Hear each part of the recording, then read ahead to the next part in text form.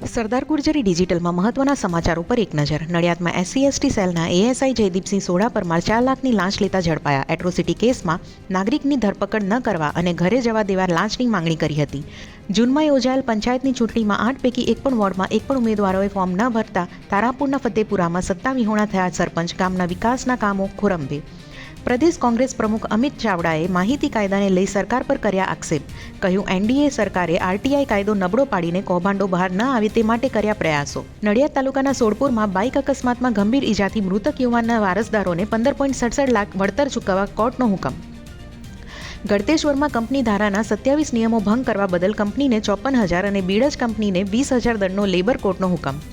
રાજ્ય પોલીસ વડા દ્વારા શરૂ કરાયેલ મેન્ટર પ્રોજેક્ટ અન્વયે આણંદ LCB દ્વારા 118 સક્રિય ગુનેગારોની ઓળખ પરેડ કરાવાઈ. નડિયાદ અને કઠલાલના 2 ઈસમોને સહેરા ગામે બકરા ચોરીના આરોપસર જાહેરમાં જનતાએ આપ્યો મેથી પાક. નાપડ તળપદમાંથી વધુ એક નકલી ડોક્ટર ઝડપાયો. રામ નરેશ ચૌધરીને ત્યાંથી આયુર્વેદિક એલોપેથી દવાઓ સહિત 11,927નો મુદ્દામાલ જપ્ત કરાયો. આણંદના ગામડીમાં જગ્યા સમથળ કર્યા વિના મનપાએ ઉબડખાબડ પડેલ જગ્યામાં રમતગમતના સાધનો મૂકી ગોઠવી દીધા. બાળકો પરેશાન.